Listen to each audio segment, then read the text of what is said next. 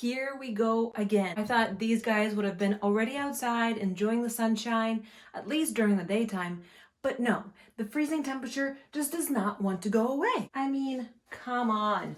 This pains me to see my beans. Look at them. Poor guys. So I have tiger's eye, I have pink eye, and I have lima beans. Now, all of these are supposed to be bush beans, so I all expected them to be like short like this, but turns out we have a runner bean. This does not indicate that this is a pole bean.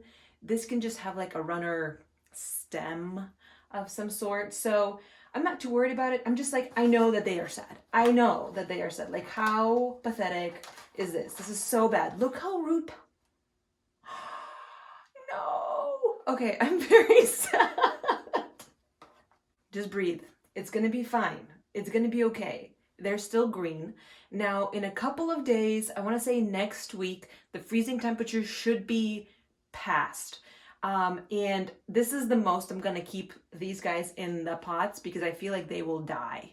If the freeze comes after next week, then I'll just have to cover them at night because it hurts my soul looking at these guys.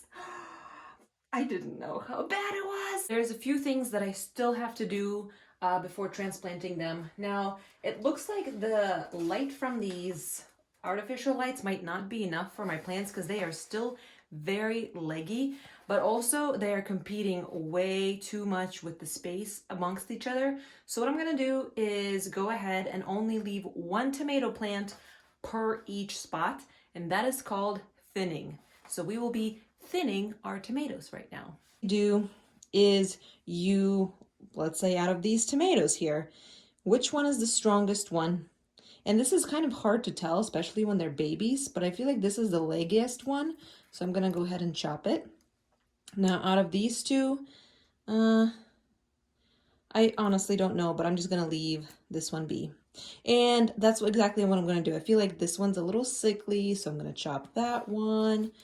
Let's see, out of these four, I feel like I wanna leave the sturdiest, shortest one. This little guy needs to just go. These two, let's see. Which one has its true leaves developed? Oh, I think I already chopped it, so good. Good thing I didn't chop it again. Same thing here. And you guys, if you don't like tomato smell, this is not for you, but I love tomato smell. And it's like sad to say because, you know, like you are chopping them to their death basically, and they're dying, but it's also good for them for the rest of the generations, for the youth, you know, to grow up and have the best chance basically. Now I have only one tomato plant standing per each cell. I know it's kind of confusing to see because of all of these, but I only have one tomato plant standing per cell here. And now they'll have much more room. They don't have to compete with each other. Another thing is you can see how the roots are. They are pretty bound here too. So you want to give them as much space as you can. And again, it sucks that my tomatoes are like this. This is pretty stunted. So I'm going to be thinning the rest of my tomatoes just the same. Now you can do the same thing with your peppers. So I don't think I'll have enough space for that many pepper plants. So I am going to thin them. This one's way too close. I don't think I'll be able to separate these two when they grow up. So I'm just going to chop one. And then none of the jalapenos came up. So that's sad.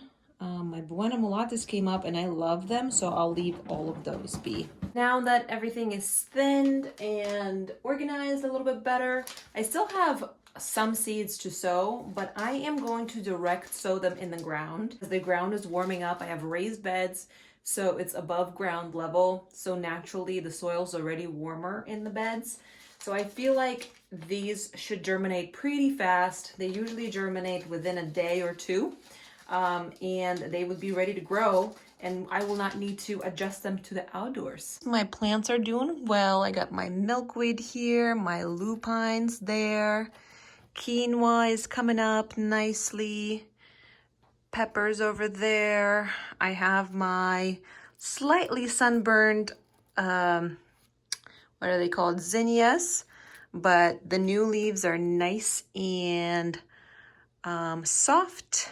This is basil, my thinned out tomatoes, Thai peppers, buena mulatas, more tomatoes. I honestly wish that my plants would have been bigger and healthier by this point, especially my tomatoes.